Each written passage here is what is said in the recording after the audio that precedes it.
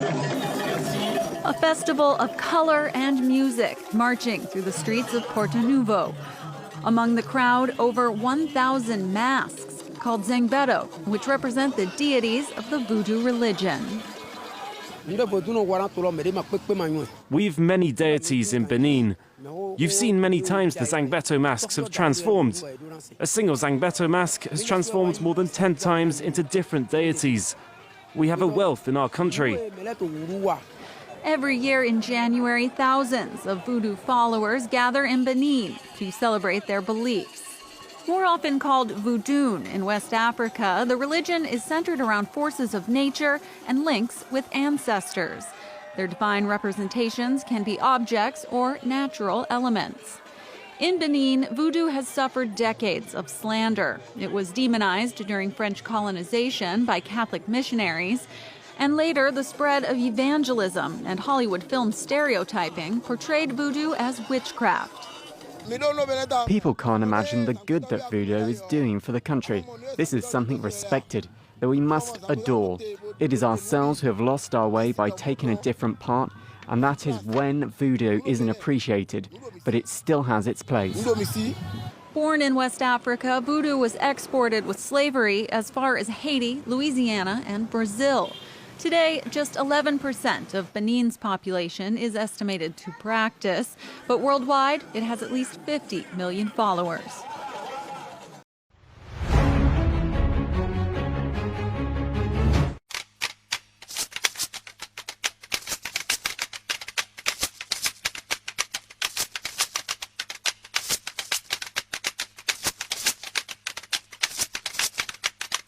Les enfants les plus valides ont été arrachés au compte. Oh, fidi, tofa, 5 pieds fi. Asanyeton, ouais tofi. Des soji, des tofa, famille le bisi, asanye le pieds tofi. Dagbe boisana yovoe, bonodro yovo edomie. Mi losu esanue, yovo do choro misi. Mi mekpo esiechewe, mi do sanoville. C'est un péché commun entre vendeur et acheteur. Les enfants les plus valides ont été arrachés au continent alimentaire commerce triangle. Les enfants les plus valides ont. Tiagwani derowa, ewa mo fumer. Et tout fi orowa fumer de mon lo eyin trois chasseurs lo le eyin akapo ogun ọmọ nílé. Sanue amomi mekpo esietewe. Moi je m'appelle Boris Nyambi, je suis guide au musée da Silva. Porto Novo, comme je l'ai dit souvent, c'est un musée à ciel ouvert. Porto Novo est rempli de beaucoup d'atouts touristiques. Yovo edomie, mi losu esanue, yovo do choromi. Pour mi mekpo esietewe, mi do sanoville. C'est un péché commun entre noir et blanc. Les enfants les plus valides ont été arrachés au continent alimentaire commerce triangle. Moi je m'appelle Lalé Raimi, quartier Filewa, mais sans pas vite bon, mosquée qui tendent nous à bloquer de filer. Mais voilà les musées mais les bino à bodo yo vodo wa mais les bino à tout quand tu veux bien bloquer de mosquée est premier mosquée dans centrale Porto Novo. Allons l'hôtel du pardon de la réconciliation. C'est ce que le général a compris. C'est le roi des arbres de la forêt. Il a plus de 300 ans. Et sa hauteur est de 40 mètres. C'est du bois rouge. Les migrants, dans leur panégyrique clanique, on dit Ekpato Kabla Oui, Ekbouzé, Ekbouzé. Ah, si Djoubé sort pour quelqu'un qui est malade, ça veut dire il a une.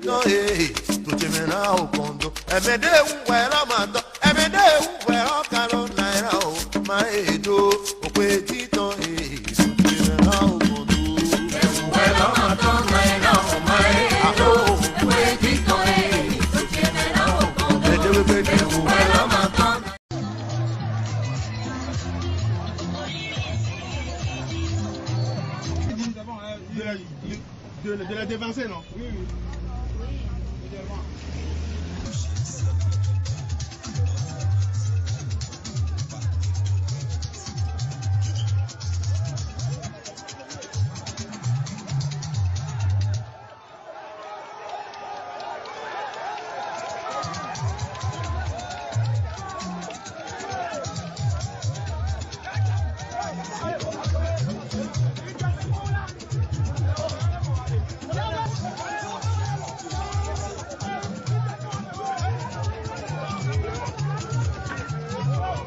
Non, oui, oui, non, oui, à Gaza. Oui, oui, nous mettons pas bien. Moi, il y a des gens qui ont mis au top final.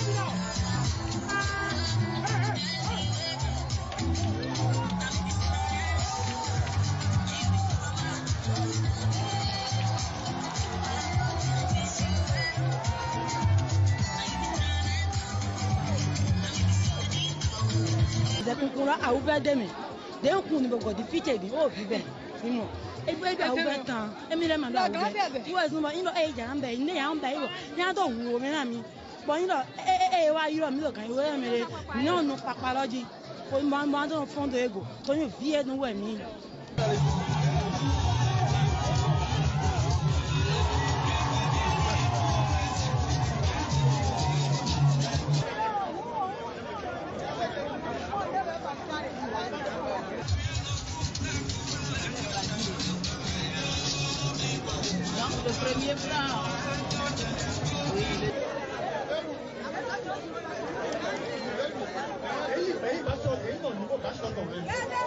Nous avons ceux-là qui ont pour profession d'aller, de se nourrir et de travailler à partir de la lagune. Et donc, ne pas leur faire un clin d'œil, ne pas reconnaître que voilà, c'est pas quelque chose qui court partout. Quand on va à l'Interland, on ne trouve pas.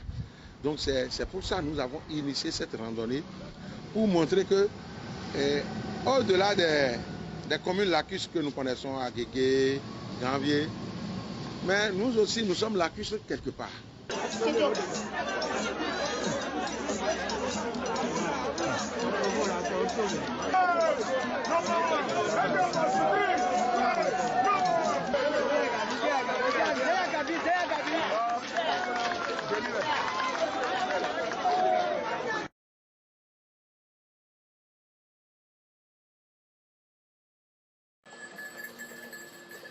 C'est une histoire d'amour de Damien Agosou Degbo et tout ce qui touche aux arts martiaux.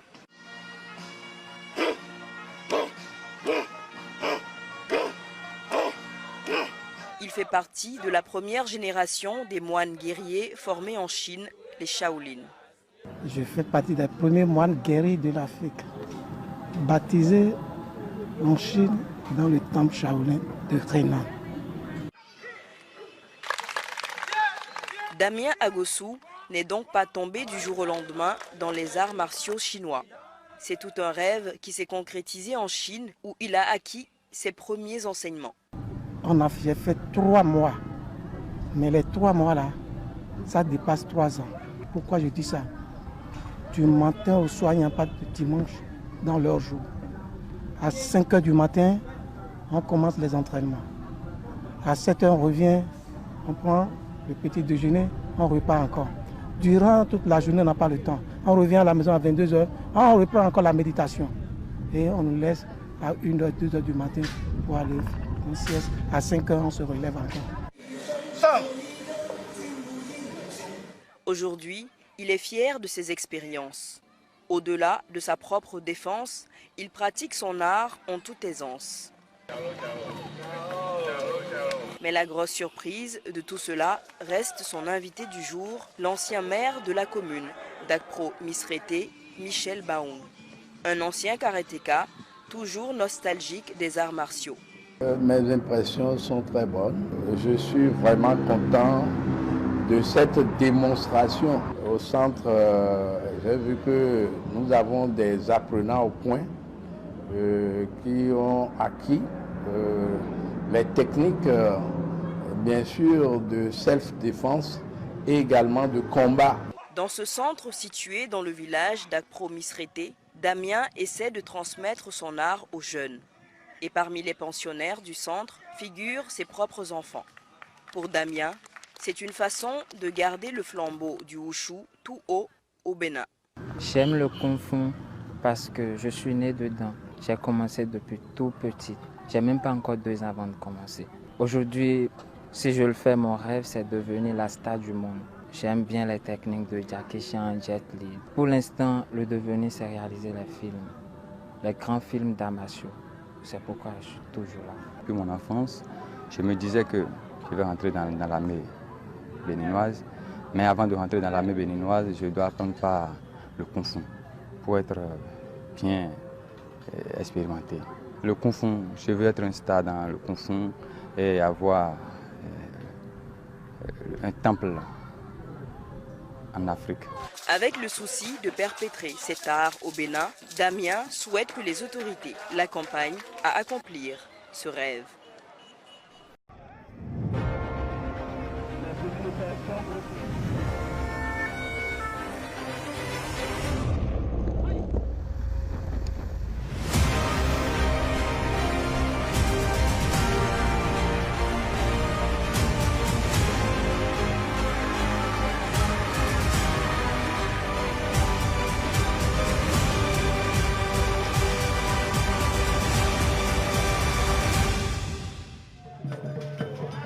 Séreux au sud du Bénin et le département de l'Atlantique. Les coureurs sont accueillis par des chants de soutien sur la ligne de départ. Le maillot jaune, l'Allemand, pêche que c'est que tout est encore possible aujourd'hui. Coup d'envoi donné pour la dernière et plus longue étape du Tour, avec 138 km. Ils sont 67 coureurs qui traversent les magnifiques plaines de la commune du Tofu. Dès le premier kilomètre, le Camerounais Michel Tienche attaque. Il est à l'origine de la première échappée. Suivi par 2 Hollandais, 8 hommes se regroupent. Ils s'entendent bien. Ils prennent des relais réguliers. Très vite, ils prennent 2 minutes d'avance sur le peloton du maillot jaune. C'est le Camerounais Tienche qui est le plus dangereux au général, à plus de 3 minutes. Derrière le maillot jaune, il gère son retard. Bien entouré par ses coéquipiers, le peloton roule à bonne allure. Le Marocain Ashraï El Dogmi a un problème de dérailleur. Heureusement, son mécanicien est un acrobate habile.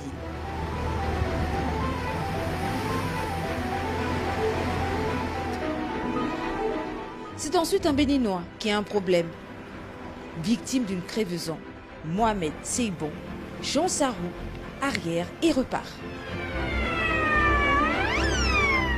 L'échappée creuse l'écart sur le peloton.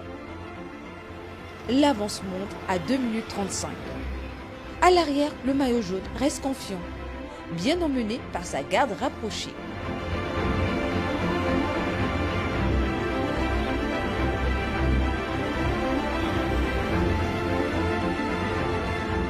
Au sprint intermédiaire, c'est le Hollandais Buinke qui emporte le sprint de l'échappée. À l'entrée de la cité historique de Ouidah, le Camerounais Michel Tienche détient le maillot jaune virtuel. Il essaie d'imposer un rythme rapide à l'échappée pour creuser l'écart. Mais derrière, le peloton a réagi.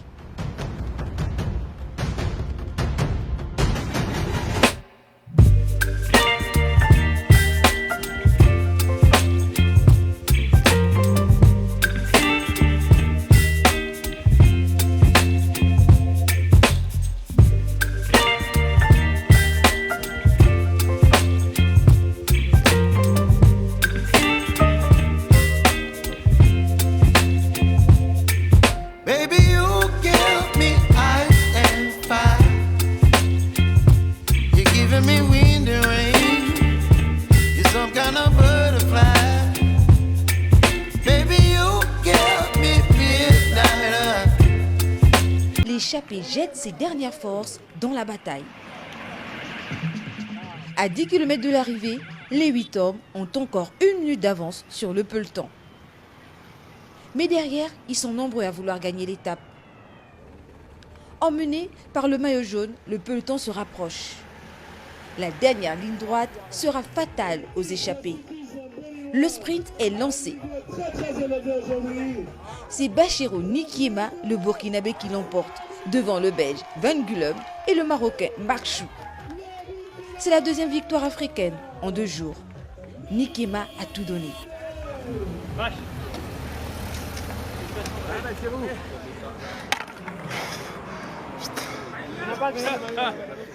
Bassirou, Soulma, voilà.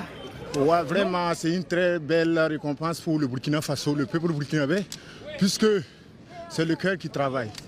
Si tu as le cœur, au moins, avec l'accompagnement de l'équipe, ça va. Je suis très content de remporter cette étape. Vraiment, ce n'est pas mon force qui m'a fait remporter, c'est l'équipe. C'est donc le jeune berlinois de 24 ans, Marcel Bench, qui gagne ce 17e tour du Bénin. Le premier béninois, Ricardo Songele, est 43e. Demain, tous les coureurs se retrouvent pour le Critérium de Cotonou.